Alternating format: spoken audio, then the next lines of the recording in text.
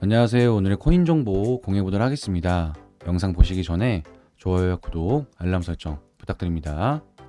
비트코인의 가격이 유가 급등으로 인한 인플레이션 우려가 제기되면서 3,500만원대에서 횡보를 이어가고 있습니다.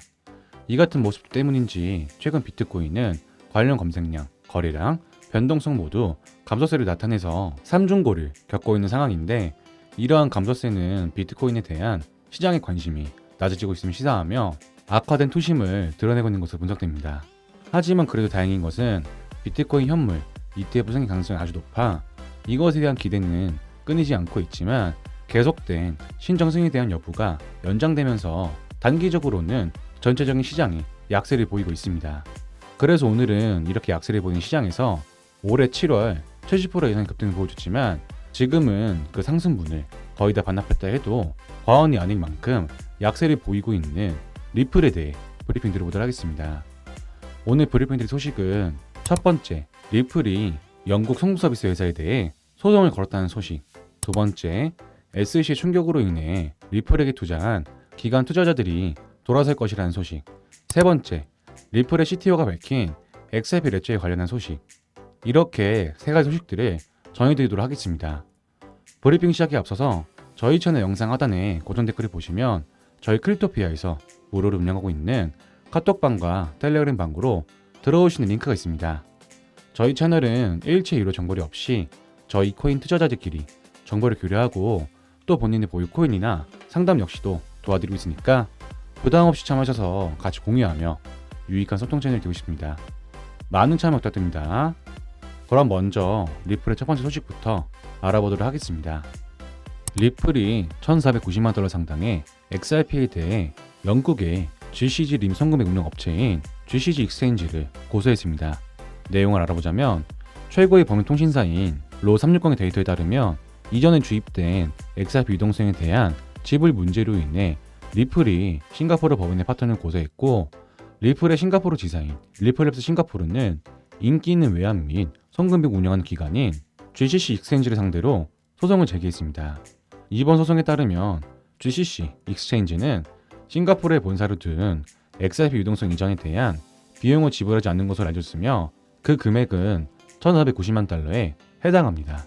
리플은 GCC 익스체인지가 공급 거래의 틀 내에서 성공적으로 인출한 XRP 단위의 4만 개 이상의 전송에 대한 송장을 지불하지 못했다고 주장하면서 FX 거래 및 자금 송금을 위한 플랫폼은 2022년 GCC 익스체인지와 리플랩스 싱가포르 사이에 체결된 모든 거래를 깨뜨렸습니다.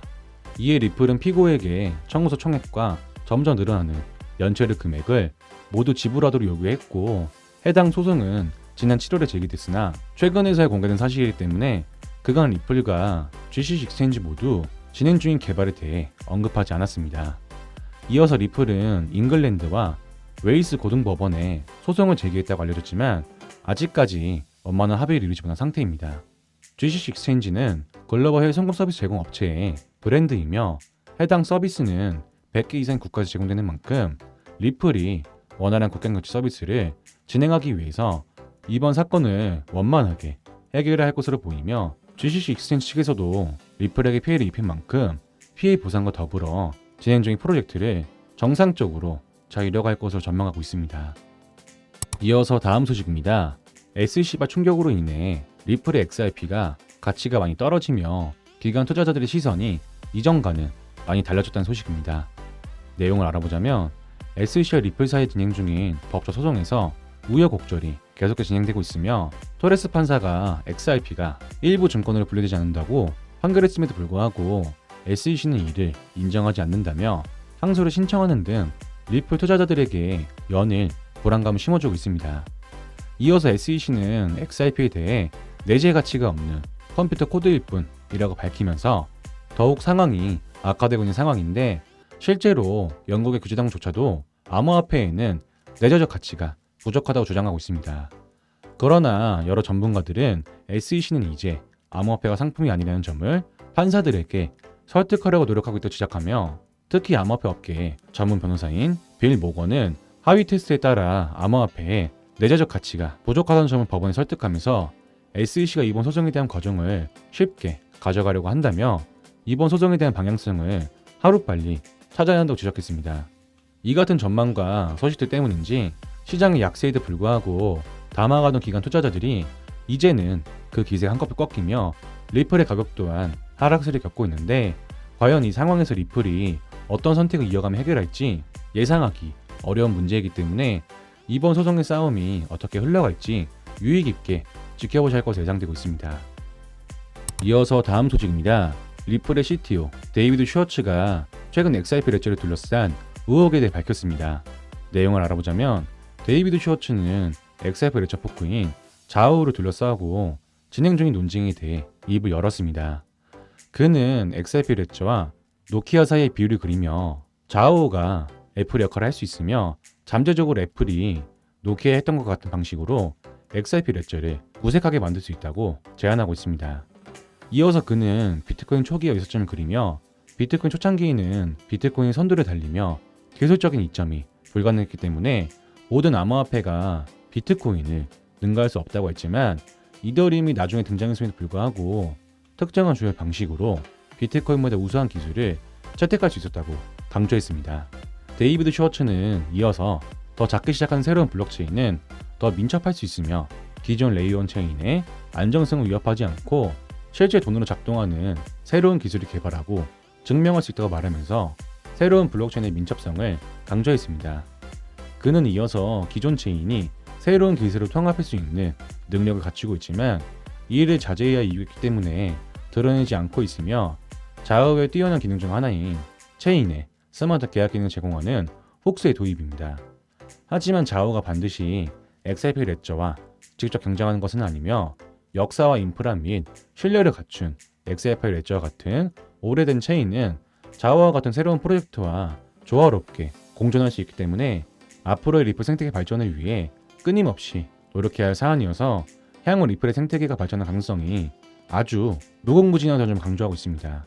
그렇기 때문에 자오의 출현과 잠재적인 혁신이 XRP 레저의 종말을 예고하는 것은 아니기에 리플 투자자들이 걱정하고 있는 문제들을 충분히 해결해 줄 수 있는 소식들을 전했습니다. 자, 여기까지 오늘 전해드린 리플의 최근 소식들을 정리해 드리자면, 첫 번째, 리플이 영국의 송금 운영 업체에게 약 200억 원에 달하는 소송을 제기했지만 국경 간 송금 서비스 발전을 위한 새로운 프로젝트는 계속 이어가고 있다는 소식.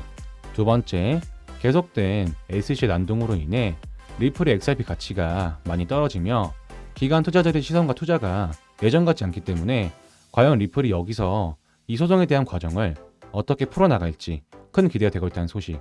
세 번째, 리플의 CTO가 밝힌 XRP 레저의 건재함과 앞으로도 발전할 가능성이 무궁무진하다고 밝힌 소식.